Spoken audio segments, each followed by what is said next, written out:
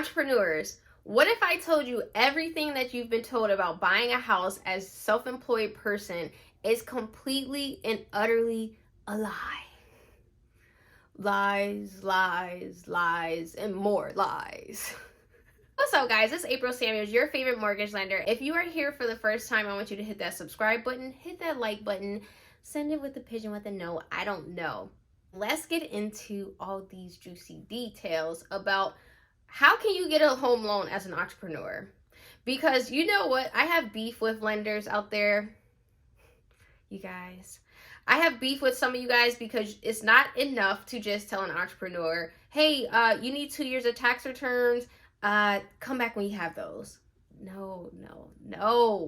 Because guess what? Right now is the most critical time for an entrepreneur. Why? Because it is tax season. We need your tax returns. However, you need to know, what are we looking for? Because the problem is entrepreneurs will go and file tax returns. They do the right thing. They file on time. They file every year. They pay their taxes. But if you don't know what we're looking for, all that stuff does not even matter for the bank. It matters for Uncle Sam, but not for the bank. And if you guys follow my Instagram, you see how passionate I am around the topic of entrepreneurs and home loans because, number one, I have a lot of income on a Schedule C that is not conventional. And number two, I like to show off. As far as intelligence, as in so many lenders don't, it's like this. They be like, okay, get your 2 years of tax returns. And then that's it. You guys know I like to go into detail. I like to empower you to know what you are doing, what you're working with, because these are your goals. So nobody else likes to talk about it, so here I am. Let's get into the juicy stuff.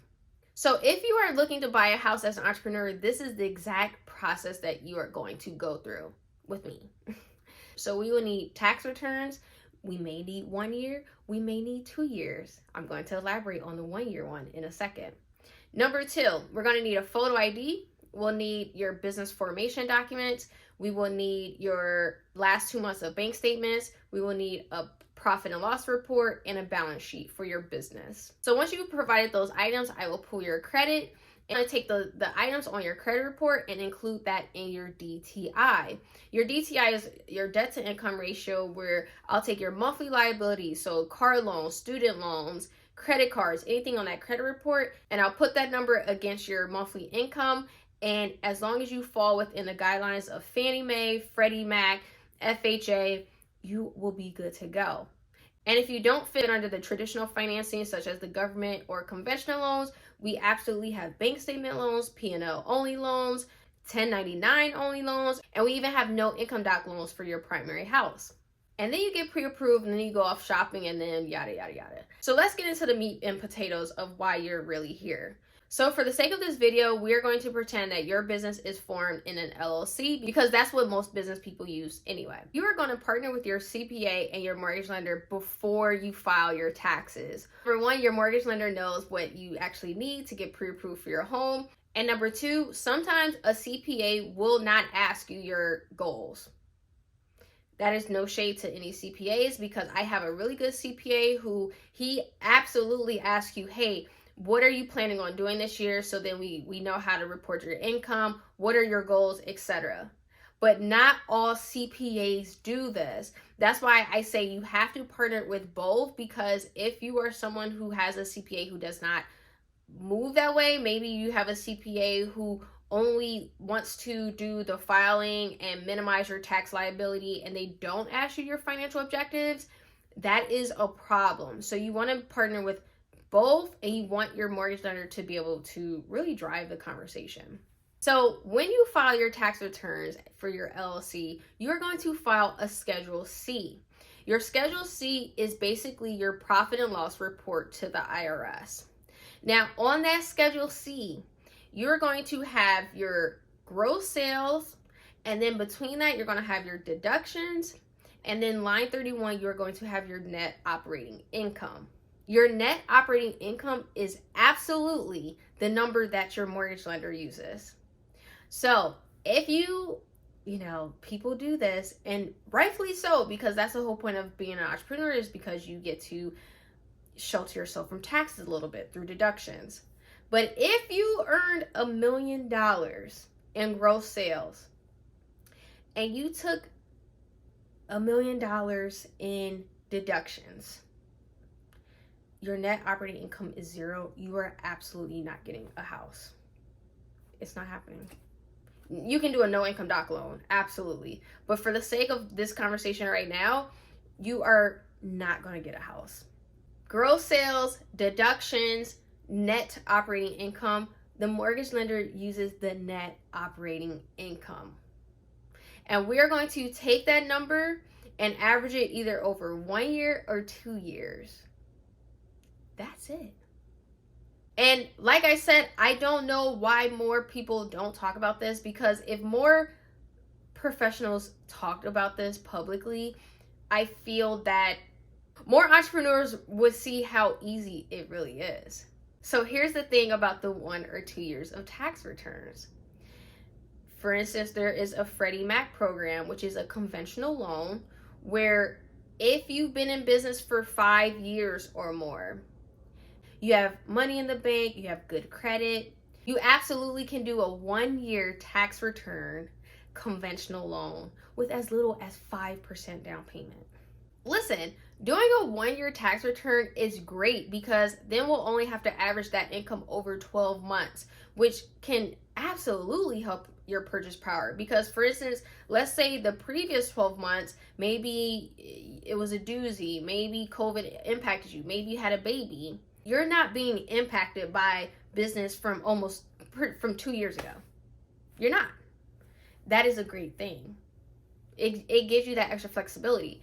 And if you've been in business for less than 5 years, then we'll use 2 years of tax returns, and we're going to take that line 31 from your Schedule C. We're going to average that over 24 months, and that is going to be your qualifying monthly income that we are going to include in your DTI calculation. That's it. The next question that I'm always asked is, okay, but how much should I report? Okay, they're like, okay, April, you said to report line 31 on Schedule C, but they're like, how much should I report? Well, lucky for you, I can calculate that for you. I can calculate that without pulling your credit report. I can give you that number because I use spreadsheets and things like that. If you don't want to reach out and if you don't want me to do that, then I always tell people, think of it this way.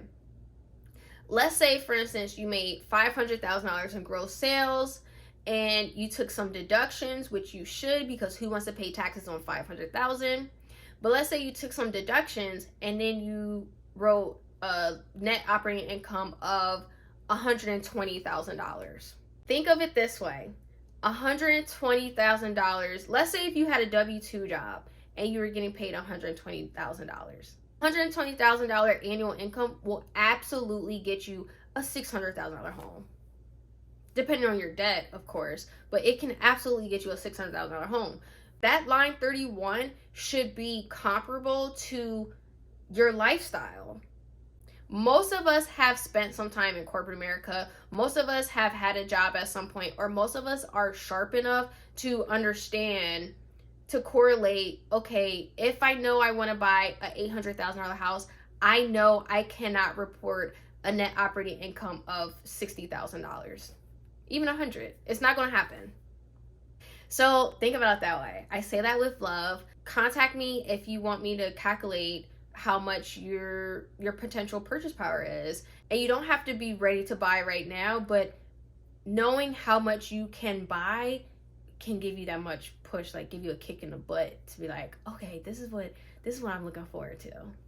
Now that you know how much you need to report, the next thing is the tax liability, aka you gotta pick a side.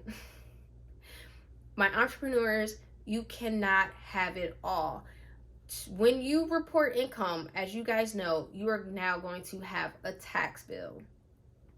This is a situation where it is what it is. If you know you want a decent house, not even the bells and whistles, even just decent house, you're you're going to have a tax bill of some sort. Not probably, you are going to have a tax bill of some sort. But number one, it's only for one time. Or unless you're doing 2 years of tax returns, you're going to have to take the hit 2 years. It is what it is. But it's a situation of, am I going to take this tax bill 1 or 2 years and get into a house? Or do I just want to not pay Uncle Sam so bad, I'm not going to take this tax bill and I'm going to keep renting, paying 100% interest, paying somebody else's mortgage, or living in the house that I know I don't want to live in? Am I going to keep doing things that I know I don't want to do just because I don't want to give an extra $5, $10, $15, $20,000 to the government? When we're going through the process of, hey, how much money should I report on my taxes, etc., I am not giving you the number to report. I will give you every single tool. I will give you the spreadsheet itself. I will give you every tool. Hey, this is what I would do. This is what it would look like if you do this. If you report this, this is going to be your result. But your tax number to IRS, to the feds, that is coming from you. Let me add that even when you file your taxes, take a tax hit 1 or 2 years, guess what? Once you get into your primary house, you can always buy investment properties without any income docs. No tax returns, no nothing. Nothing. So now that you've turned in your documents, we looked at credit, we went over the scenarios of, hey, if you report this net operating income, this is how much purchase power you're going to have. You decided on how much you actually want to report to the IRS. So now you have this little pesky tax bill. You can do one of two things, my friends. Number one, you can either pay the tax bill in full before you buy your house, or you can get on a payment plan with the IRS and still close on your house. So it's a win-win. It's a win-win. It's a win-win. It's a win-win. Did you guys see that meme? So that, my friends, is what we are looking for as your mortgage lender, how you can get pre-approved for your new home as an entrepreneur. You can do as low as a 3% down payment conventional loan. You can be on an IRS payment plan for your taxes owed. And then once you get into your house, you can always acquire investment properties with no income docs. So you will never have to take that hit again on your taxes with the IRS if you don't want to. Comment below if you guys have any questions around these loan programs or how I can help you. And share this video with a friend. Hit the like button, hit the subscribe button. And as always, thank you guys for seeing my video.